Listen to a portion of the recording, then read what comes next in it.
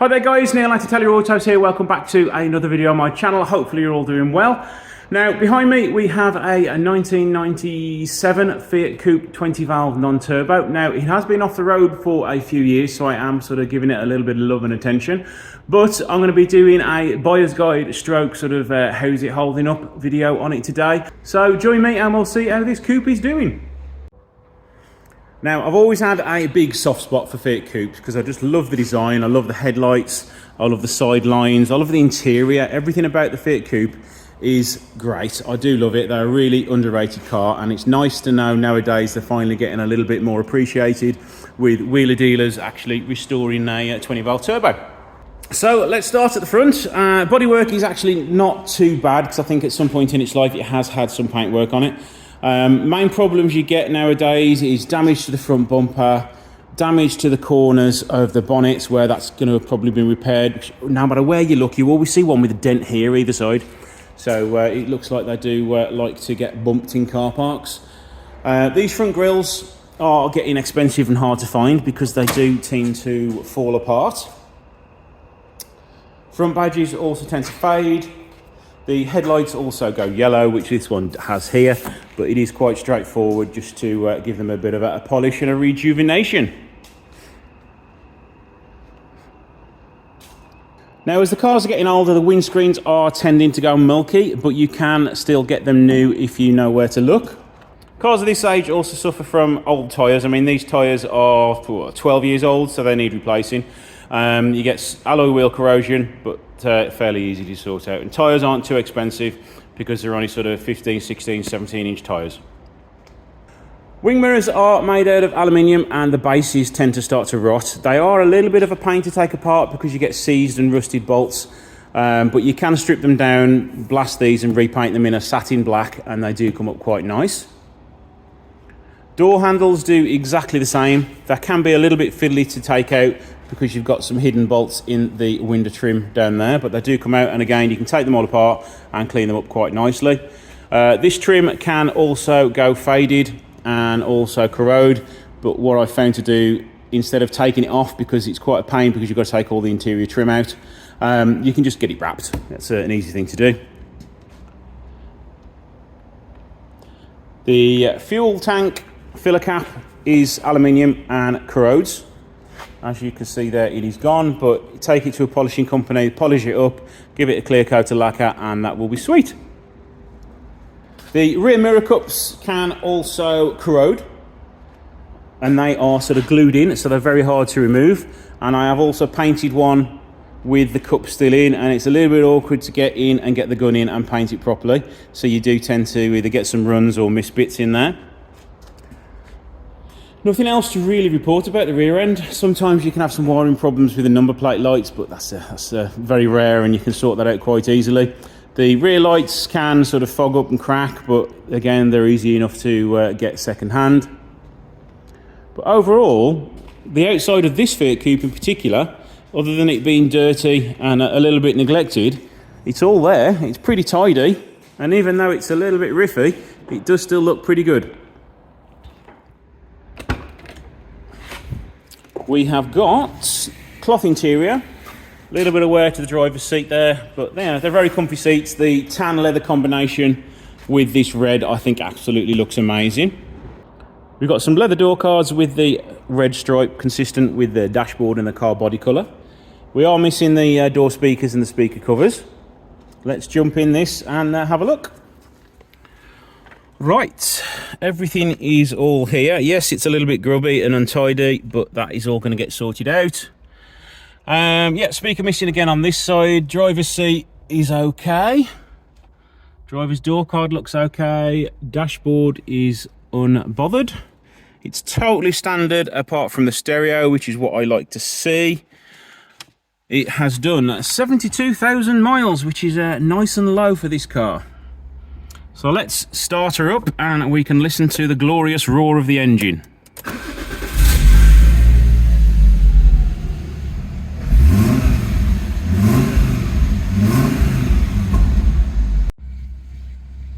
Now to me, the 5-cylinder engine is a glorious sounding engine. Twinned with a decent exhaust, it does sound amazing. Yeah, me like that a lot. If anything, I mean, let me know what you guys think in the comments below, but I actually think this sounds better than a V6 engine.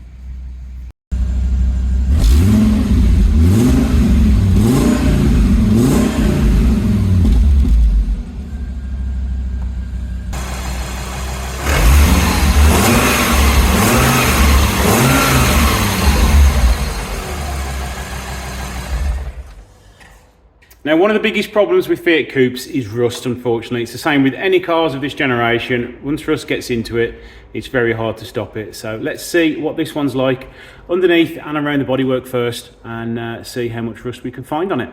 Now, the first main area is under the arches. You can see we've got a little bit of bubbling, but no holes. So that's actually quite a good start. This is going a little bit behind the suspension turret, but nothing major, and the same up there is pretty good. Now let's start around the little wings. There's some rust coming along the inner edge up there as well. Nothing on the exterior. The front edge of the wing is starting to bubble up, and it's actually pushing through there. The rest of the sill looks pretty good. It is rusting all along the bottom of the door, which is another common area for it to go. It's also very common for it to go along here and all the way up the back here, but we are looking pretty good here. It has been repainted at some point in its life, but there is a little bit of rust coming through in the corner there. Rear arch is all good. You can tell it's been on the ramp for a few days by the amount of cobwebs that have attached themselves to the wheels. But yes, I do think these re-brakes are going to need changing. Yeah, you can tell it's been repainted. You can see some sand marks in there on that rear quarter. Not sure whether you can make them out on camera, but they are there. Rear bumper's fine, no damage there, a few marks. Rear tyre's okay. How old is the tyre? Yeah, tyre needs changing, it's 13 years old.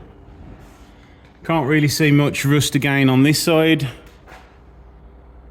It is coming a little bit there. Bottom of this door is a lot better than the other side. Let's just check the sill at the front and the wing. A little bit coming through there, you can see where it's starting to separate. A little bit at the bottom there. And inside the wing, again, it's just down there where it likes to rust on the bottom left there. And again, in there. Right, let's start at the back. It's had a performance exhaust. The rear subframe and rear arms are a little bit rusty, but for 26 years old, it isn't doing too bad. The rear discs are not touching, start again, the rear pads are not touching the disc properly, so that's going to want looking at. Probably just going to want cleaning up. Worst case is it's disc pads and possibly new calipers. The handbrake is still working.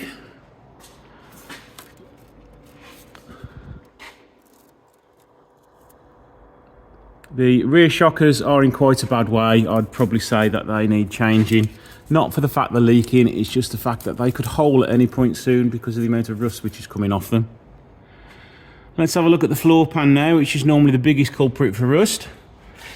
There's some areas that need attention, but I can't see anything that's going to become a hole anytime soon.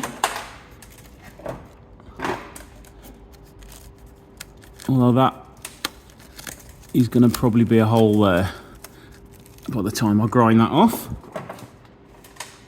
Front sill section, a little bit of rust under here. It just needs a little bit of TLC just to keep on top of it really. And a little bit of hole rust there. It looks like it's had a repair here at some point. It's going to probably need more because that's all coming apart there. Again, two more repairs there with what I would like to call pigeon welds, and the same all up at the back here.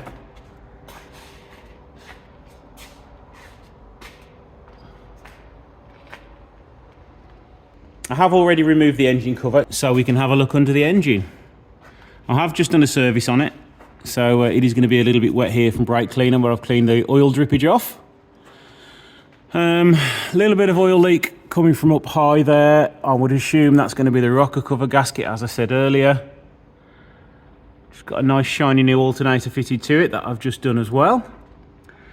Radiator support is rusty. The chassis legs are starting to rust, but nothing major at all. The supports are going as usual. That's a very common problem. Drive shaft gaiter needs replacing. That is holed there. That side is fine. Again, radiator support this side is a little bit crusty. Tyres are all good on it. So overall, other than probably one little patch of rust which might need sorting out, it is actually fairly good for such a old, reasonably low mileage example. Another area for rust is underneath the bonnet. As you can see, it is going underneath that lip here. It also tends to go all the way down there. And this side of the bonnet is a lot better. There's no rust on this side, so it's fairly good condition. Right, let's start with this glorious engine. This is the 20 valve 5-cylinder non-turbo version. I think it's 175 horsepower.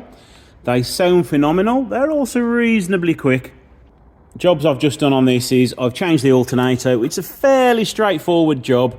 The biggest problem is the tensioner for the power steering belt. It can sort of seize on and rust, so you can't get the belt back on again. But with a precise tap of the hammer, you can get it to move somewhere to allow it to come out. Now, the biggest problem with these 20 valve coupes is they're such a wide engine, you cannot get in there very easily to change the cam belt. So one of the most expensive jobs to do on this car is the cam belt, because you have to remove all the engine mounts to jack the engine over and then lift the engine up so you can actually get the water pump out. You can actually just change the cam belt with it being in position, but because as it's so close to the chassis leg, you can't change the water pump, nor can you change any of the tensioners. So to do a proper job, you need to shift the engine over by a few inches. Everything looks pretty good under here. We do have a little bit of rust on this front panel, but they all suffer from that. Radiator looks in reasonable condition. All the covers and trim pieces are still there. It is a little bit dirty and can do with tidying up a bit, but as I say, it's actually been off the road for a few years, and that's me leaving a spare nut there.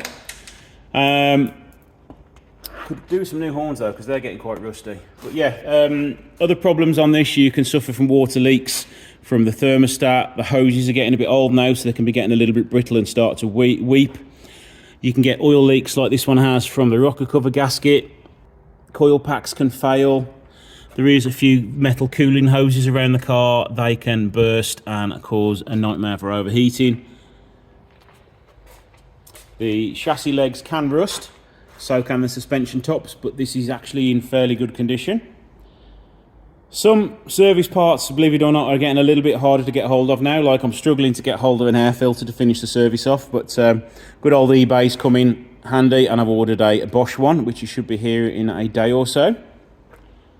But overall, these are a phenomenal engine, well looked after. They will serve you well. But overall, these are a phenomenal engine, and even though it doesn't have a turbo, they will serve you well, and they are a joy to drive.